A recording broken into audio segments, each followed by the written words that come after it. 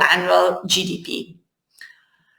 The World Bank also calculated this year that if women were earning as much as men, women's human capital wealth could increase by more than half globally. Gains would differ obviously between regions and countries, but globally, for the 141 countries that were included in this analysis of the World Bank, the total gain in human capital wealth from gender equality was estimated at 172.3 trillions in 2017, or $24,000 per person. This is about twice the value of the global GDP. So quite interesting figures, isn't it? Moving on to the specific field of this course and focusing on the rural development and agricultural sector, it was found that women comprise on average 43% of the agricultural labor force worldwide in developing countries. This average obviously ranges from 20% in Latin America to 50% in Eastern Asia and even up to 80% in certain sub-Saharan countries. So women's contribution to agricultural work varies even more widely depending on a specific crop or a specific activity. It is also widely known that women in agriculture and rural areas have less access than men to productive resources and opportunities. So the gender gap is found for many assets, inputs, services, and it does impose a cost on the agricultural sector, on the broader economy and society, as well as obviously on the women themselves.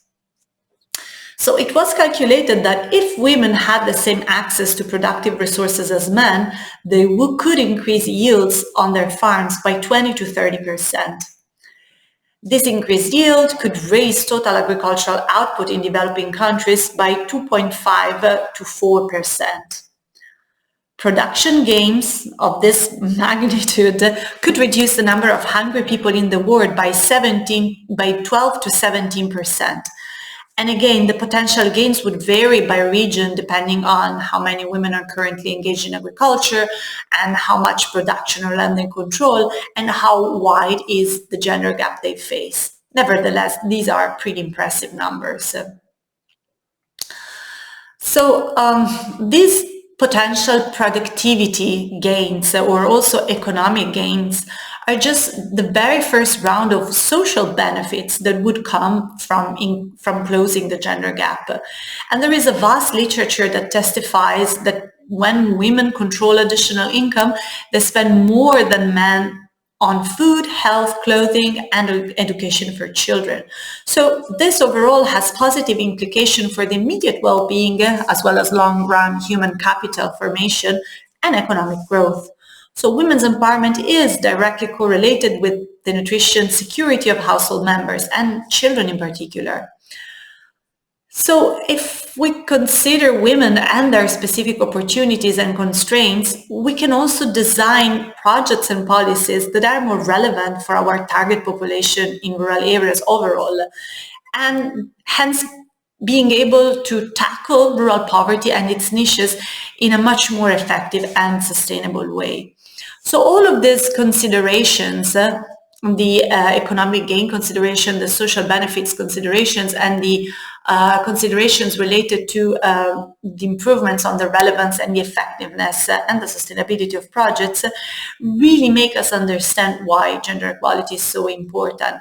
And we come to realize that investing in gender is not just the right thing to do, but is also a smart thing to do. I would like to present you with this very interesting video developed by FAO that summarizes quite nicely all the topics, all the business case that I just presented you in the previous slide. So please enjoy this video. Stop.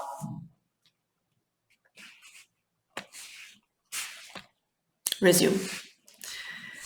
Welcome back. I hope you've enjoyed the video.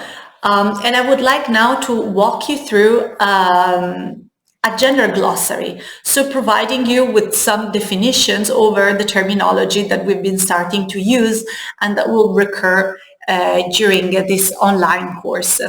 So I would like first to present you with the difference between gender and sex. So gender are culturally based expectations of the roles and behaviors of women and men. This means that gender roles are something that can change over time and vary widely within and across a culture.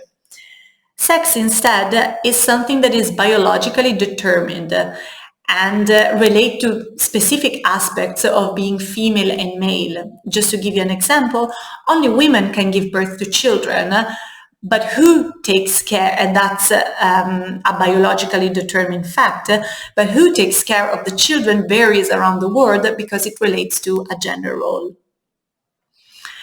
Another important difference that I would like to show you is the difference between gender equality and gender equity. So as for gender equality, women and men have equal rights, status within society, opportunities. And it does not mean that the goal is that women and men become the same, but rather that they have equal life chances.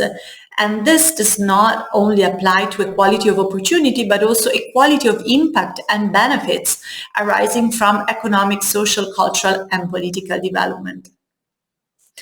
Gender equity instead refers to the fairness of treatment for women and men according to their respective needs. So a gender equity goal often requires measures to rectify the imbalances between the sexes, and in particular to compensate for the historical and social disadvantages of women. So if we have to relate the two terminology, we could say that gender equity leads to ultimately to equality. Another very important concept is the concept of empowerment. And empowerment refers to the process of increasing the opportunity of people, so both men and women, to take control of their own lives, to get the capacity to make choices. It is about people living according to their own values and being able to express preferences, to make choices and influence the decisions that affect their lives, both individually and collectively. So empowerment of women or men includes developing self-reliance, gaining skills, or having their own skills and knowledge recognized, and increasing also their power to make decisions and have their voices heard, and being able to negotiate or challenge the societal norms and costumes. So it's a very broad and multidimensional concept, the one of empowerment. What is gender mainstreaming? Gender mainstreaming, it's about reducing the gaps in development opportunities between women and men and working towards equality between them, becoming an integral part of the organization, of an organization's mindset, strategy, policies, and operations. Gender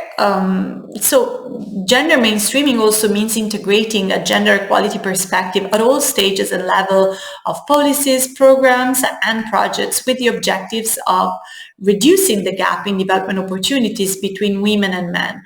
And it also means that gender equality becomes an integral part of the organization mindset, strategy, policies, and operations in general. Lastly, I would like to start throwing at you the gender transformative concept, which is something that we're going to come back later on in the course of this very presentation and future modules. So gender transformative results really tackle the root causes of gender inequality, and they often relate to the changes in behavior, beliefs, legal system, so that we can aim at a long-term perspective of change between men and women or boys and girls. But I will go back to this concept later on in the context of this presentation.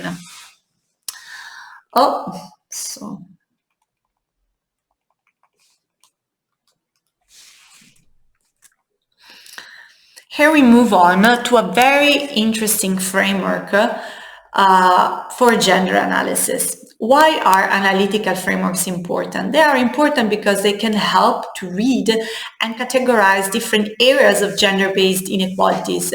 And those help to design better policies, better programs, better strategies for development, because we learn how to better address these gender inequalities. So I would like you to look at this pentagon, and I'm going to go through it clockwise, starting from the top. Starting from the top, where we have access and control over resources. Women tend to have more limited access and control over resources of different kind, and despite their multiple roles in agriculture and rural development, women have significant less access than men to the assets and services that would enable them to increase their productivity and reduce their workload. Just to give you an example, women often lack secure access to land, because of many reasons, like a patriarchal inheritance, legislation, prevalence of traditional costumes over legislations, you name it. But this limited access to land hampers their ability to dispose of the land they might be working on, limiting her investment on it, or her ability to sell it or to use it as a collateral.